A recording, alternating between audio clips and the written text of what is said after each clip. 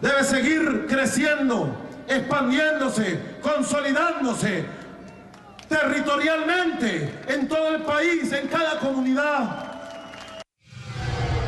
Comenzamos con Venezuela. Ahí tenían las declaraciones de Nicolás Maduro. Tengo conmigo aquí, en la mesa de trabajo, en el estudio, de nuevo invitada Angie Pérez, periodista venezolana. Angie, bienvenida, gracias por estar con nosotros. Gracias a ustedes nuevamente por la invitación. Muchísimas gracias. Y también vamos a darle las buenas noches vía Skype desde Jacksonville a Javier Nieto Quintero. Él es familiar de uno de 3 militares que han sido acusados en Venezuela. Lo vamos a tener más adelante con nosotros en el programa. Angie, comienzo contigo. Me parece importante, un año de la elección entre Maduro y Capriles, según han dicho, esto fue lo que desató el principio de lo que está ocurriendo en el día de hoy. Según el oficialismo, ganó Maduro con menos de 200.000 votos, con 1,5%. Y todavía el sistema interamericano de justicia se solicitó que se hiciera una revisión de los resultados. Eso no ha ocurrido. ¿Esto que estamos viviendo hoy en Venezuela inició hace un año? Yo creo que inició hace mucho más tiempo, pero cambió de rumbo quizá hace un año. Y yo te puedo decir, sin que me quede nada por dentro, y yo creo que la mayoría de los televidentes pueden estar de acuerdo conmigo, en el sentido que cómo van a poner a Nicolás Maduro a ganar en ciertas mesas electorales con 10 veces más la cantidad de votos que sacó Chávez en la última elección. Eso se me hace imposible, porque Nicolás Maduro no tiene el carisma que tuvo Chávez. Entonces ya por allí los resultados sospechosos resuenan en mi memoria y en mi mente una cantidad de imágenes de cajas y cajas y cajas de las boletas electorales, de los papelitos que salían como comprobante de las elecciones, en carreteras siendo quemados, siendo desaparecidos como basura. Entonces, incluso si hasta el día de hoy se diera ese recuento de votos, ¿dónde están esas cajas? Ya no existen. Entonces, si el gobierno tiene algo que esconder, ¿qué es? Que digan sinceramente qué es lo que pasa. Y yo en lo particular estuve muy decepcionada de Capriles durante la mesa de diálogo del pasado jueves, porque él ha debido, en mi parecer y en el parecer de muchas de las personas que estamos en el lado de la oposición, debió haberle dicho en su cara a Maduro: tú me robaste las elecciones. Yo creo que ese tema se enterró y realmente estamos como aceptando una negociación con un gobierno bajo los términos de la UNASUR, que también hizo una promesa de revisar esas elecciones, de revisar esos resultados electorales, y aquí ya está, se cumplió un año y no hemos visto ningún resultado.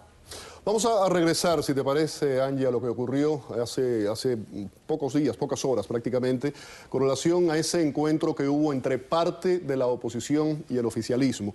Y vamos a recordar palabras precisamente del presidente del COPEI, Roberto Enríquez, que pidió que sean incorporados los juristas y también los estudiantes en esas reuniones con el gobierno. Nosotros, desde COPEI, exigiremos, solicitaremos, y así lo estamos haciendo ya de cara al país, que al equipo de facilitadores internacionales sea incorporada una comisión de juristas internacionales que verifique los niveles de violación a los derechos constitucionales y humanos del pueblo venezolano. Bueno, en medio de esta crisis de gobernabilidad, crisis de violencia que hay internamente en el país, vamos a escuchar ahora declaraciones del presidente Maduro, que dice que él duerme como un bebé. A ellos les duele que yo duerma como un bebé, pero ¿qué culpa tengo yo? Si yo me acuesto a las 4 de la mañana y duermo como un bebé, tranquilito, me despierto a las 9, a las 10, feliz, como un bebé. ¿Y por qué no? ¿Será que ellos están tan atormentados por acabar con la revolución bolivariana que no duermen? ¿Qué te parece una tomadura de pelo ese tipo de declaración en medio de esta crisis interna, muertos, violencia, un país dividido que no se sabe a dónde va, que haga ese tipo de declaraciones el presidente? Voy a ser sarcástica esta vez, no como periodista, sino como mamá. No todos los bebés duermen así tranquilitos, ¿no? Y yo diría que a lo mejor el presidente Maduro se refiere a eso. No sé, estoy siendo sarcástica, pero realmente, de verdad, o sea, nos tenemos que seguir calando estas faltas de respeto. Con lo único que estoy de acuerdo con lo que dijo el señor Capriles durante ese diálogo, que todavía cuestiono y cuestiono muchísimo, es que vamos a respetarnos. Realmente tenemos que calarnos, que nos sigan diciendo este tipo de improperios, porque esto es una falta de respeto, que nos digan de todo, desde fascistas para abajo, y además que se burlen en nuestra cara, que yo duermo como un bebé. Ay, por favor, realmente. Vamos ahora a darle las buenas noches a Javier Nieto Quintero. Nos acompaña vía Skype. Él está en Jacksonville actualmente. ¿Qué tal? Muy buenas noches y bienvenido aquí a Fondo. Buenas noches, Félix. Muchas gracias por tu invitación. Muchísimas gracias. Me acompaña aquí, está conmigo Angie Pérez, una periodista venezolana. Javier, hay un hermano tuyo que ha sido acusado por el oficialismo de conspiración, de atentar contra la seguridad nacional y específicamente contra el presidente Maduro. Ponnos qué es lo que sabes de esta acusación y anteriormente, si no recuerdo mal, en 2004 había habido un problema contigo.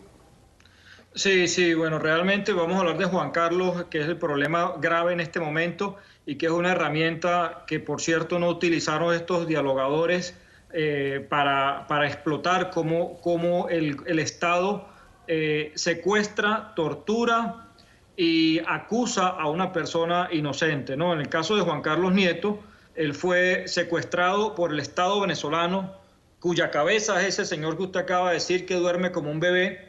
Ese mismo Estado venezolano, a través de la Dirección de Inteligencia Militar, le dice: ahora esto no es una detención, sino es una tortura. Le colocan una bolsa de plástico en la cara, lo golpean, le colocan electricidad, le apagan cigarrillos y luego, porque él es un exoficial venezolano, luego lo acusan del delito de rebelión militar, que es el caso que nos trae en este momento, como a mí me acusaron en el 2004 y me tuvieron también 2 años en la cárcel de Ramo Verde, la cárcel de los presos políticos. ¿Por qué? Porque sencillamente hemos fijado posición frente a este cuerpo de generales ineptos y cómplices que han permitido que grupos paramilitares que llaman y terroristas que llaman colectivos estén siendo armados en las narices de estos generales por parte del gobierno comunista o del régimen, y porque también hemos estado criticando la injerencia de personas o de oficiales cubanos en asuntos internos de la nación. Por esa razón es ese señor que no duerme tranquilo, porque ahí tiene 3 generales presos, 5 oficiales detenidos, y él sabe que en cualquier momento, así como se le encendió la llama de la rebelión con los estudiantes, con los jóvenes estudiantes, está por encenderse la llama de la rebelión en la juventud militar. Nieto Quintero, el diario Últimas Noticias ha informado que hay una treintena de oficiales detenidos y se ha estado hablando mucho de cómo es que los detienen, cómo se sabe si es que ocurrió que había un complot para derrotar o derrocar al gobierno de Nicolás Maduro. ¿Se sabe quién fue la persona que los llevó a él? ¿Hubo un delator?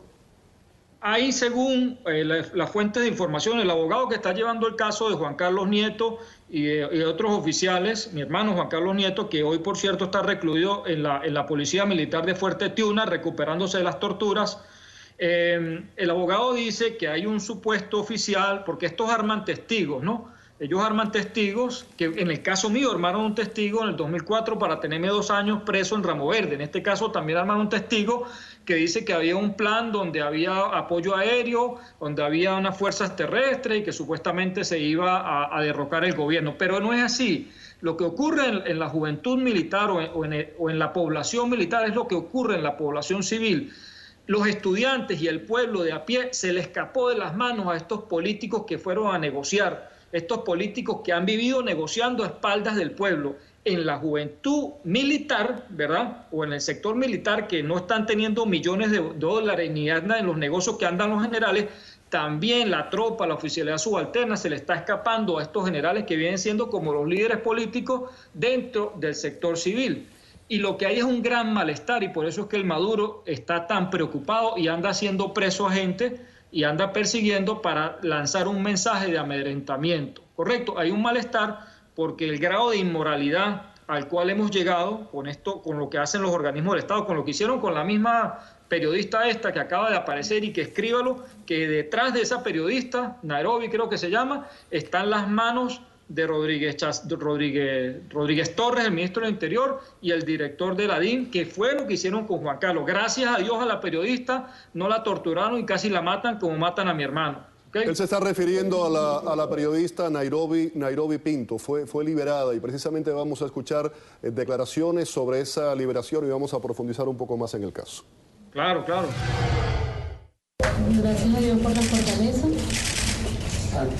Gracias a Dios por llevar esto a un feliz término. Y pues también agradecer a las autoridades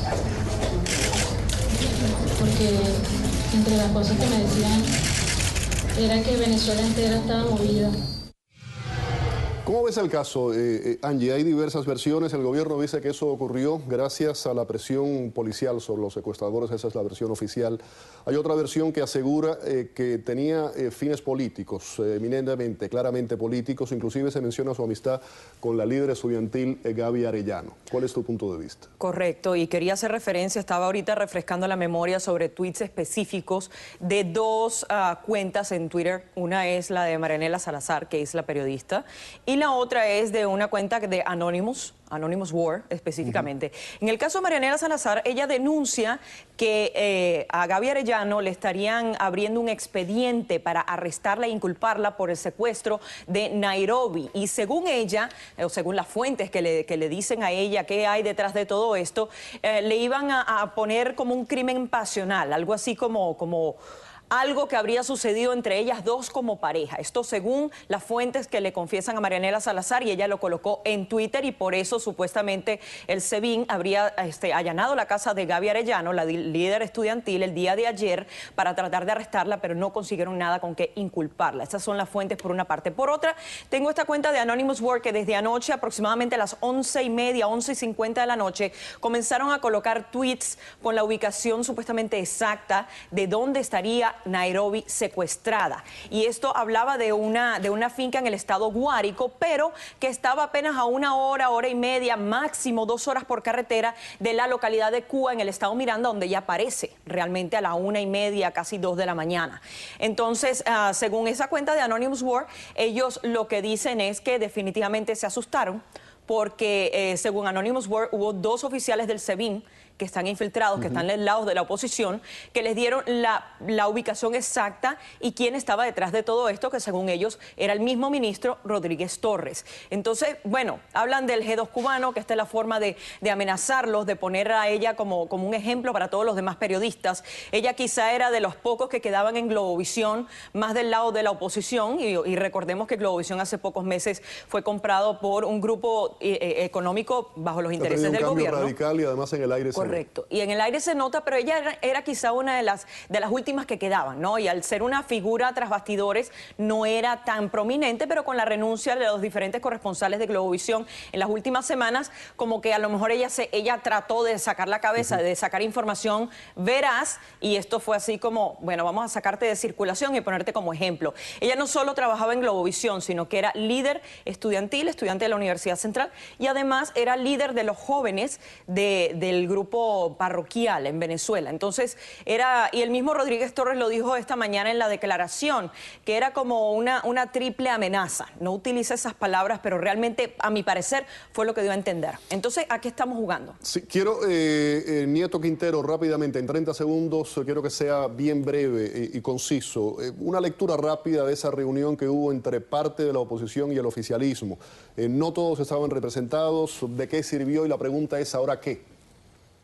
No, yo pienso que para mi opinión, no hay por qué sentarse a negociar con criminales. El Estado, el régimen venezolano es un régimen criminal, porque no tengo ninguna duda de que está detrás del secuestro de esa muchacha, la periodista, para que así como Juan Carlos fue ejemplo a los militares, ella es ejemplo a los periodistas.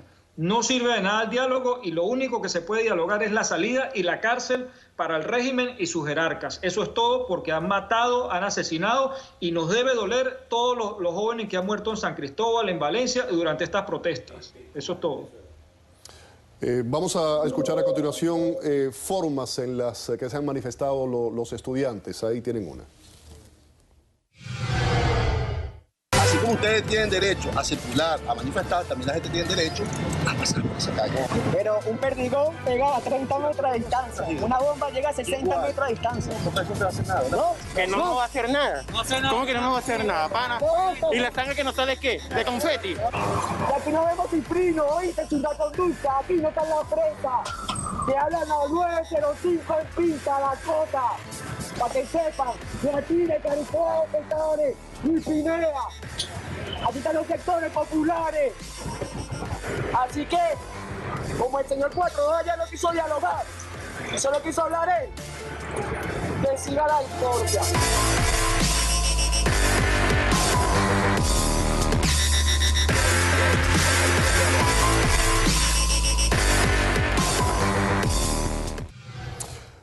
Angie, muchísimas gracias por haber estado con nosotros hoy aquí en el programa. También Gracias a Nieto ustedes. Quintero, un placer tenerlo, aunque sea a la distancia. Saludos, muchísimas gracias. Vamos a la pausa.